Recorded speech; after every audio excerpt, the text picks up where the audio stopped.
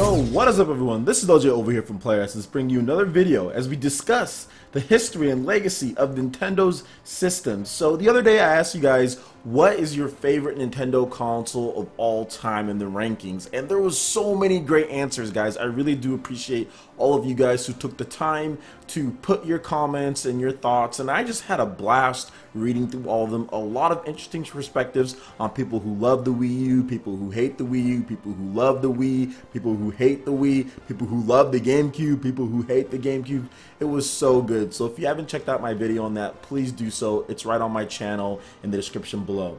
But I do want to move on to controllers, since Nintendo has always had a knack, has always had a thing for innovating in the controller space. I want to ask you guys, my fan base, what controllers do you feel are the best in Nintendo history? I'm going to go ahead and briefly run down my controllers here, then you guys can please feel free to let me know your favorite Nintendo controllers in the history of Nintendo. So a couple stipulations for this as far as my list goes. I'm not really stacking up stuff like the Zapper and all of the things like that, Power Glove. Nintendo has way too many peripherals and controllers in their history, so I'm really just going off of main controllers or main sub-controllers. So let's go ahead and get right into this. So starting off at the very bottom, I'm going to have to say the Wii Remote and Nunchuck. And hear me out on this one, guys. The reason why the Wii Remote and Nunchuck is at the very bottom as far as the controllers go is that it just wasn't utilized as much as I would have liked. And a lot of the stuff, like when Nintendo did utilize it, it was really gimmicky. Like, for example, Donkey Kong Country, it was just too much waggle in some of the games.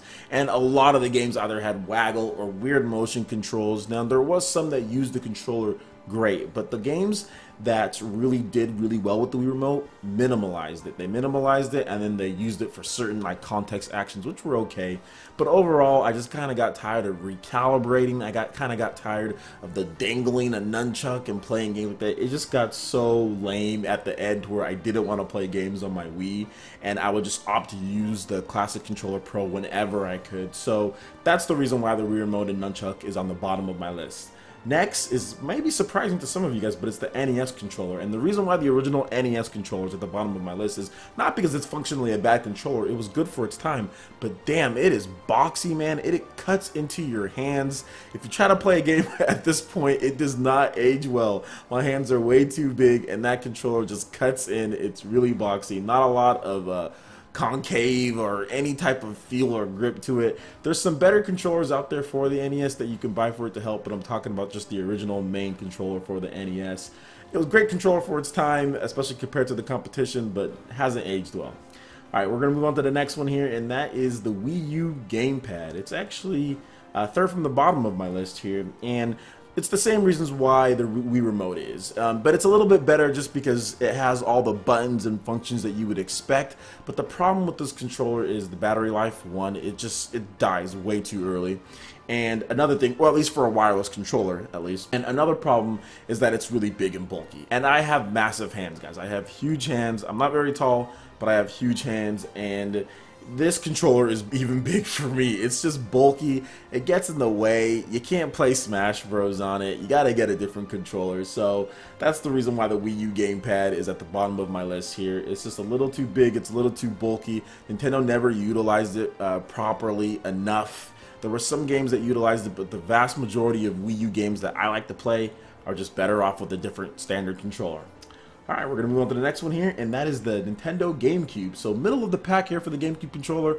I think the Gamecube controller works really well for stuff like Super Smash Bros, worked well for Resident Evil, and a majority of the games, but the problem with this controller is that the D-pad. The D-pad is insanely small, so if you're trying to play a classic game, trying to play a 2D fighter, it made it almost impossible to pull off some of the moves like Capcom vs. SNK and some of the other 2D fighters that were on the Gamecube. So that made it really difficult for me, and I did not like that. Everything else about the controller I thought was pretty good, especially with Smash Bros. It's such a great controller for that game.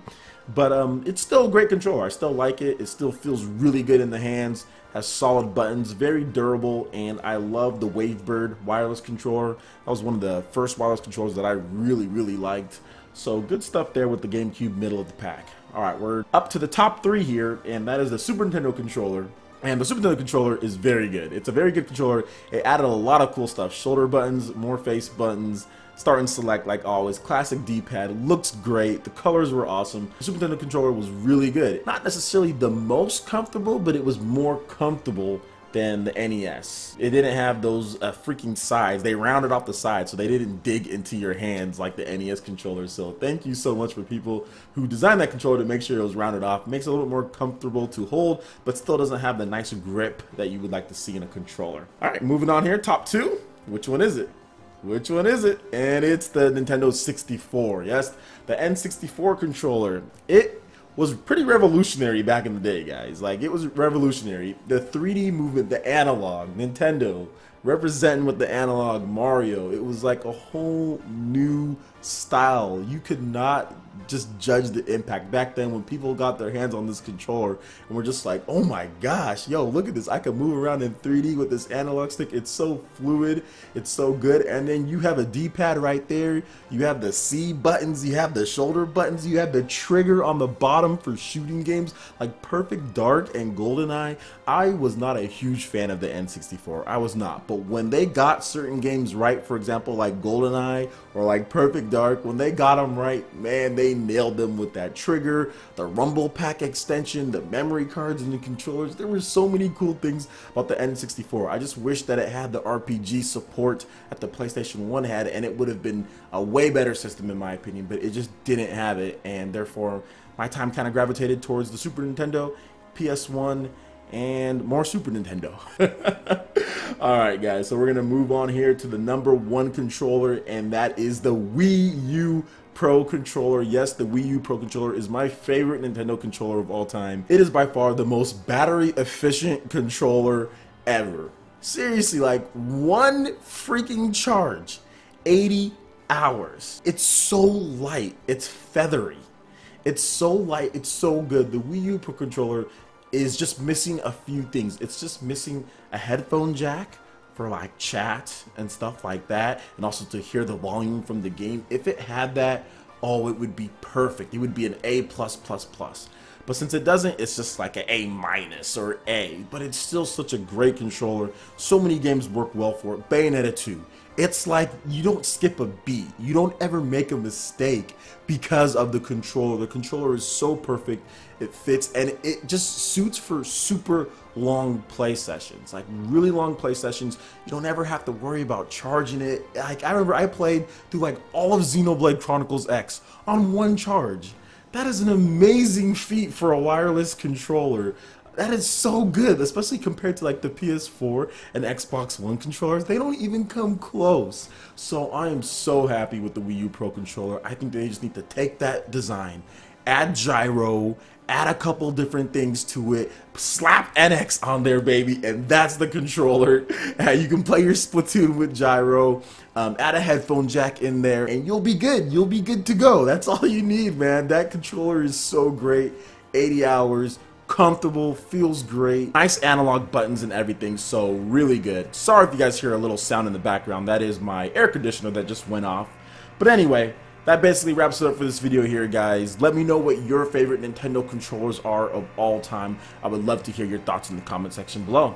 Thanks so much for watching, guys. Make sure you hit that like button if you did like it. Lets me know you guys want more content like this going forward in the future, and also subscribe to PlayerEssence for more news, reviews, trailers, tips, and tricks. Alright guys, thanks again. We'll see you for the next video. Peace.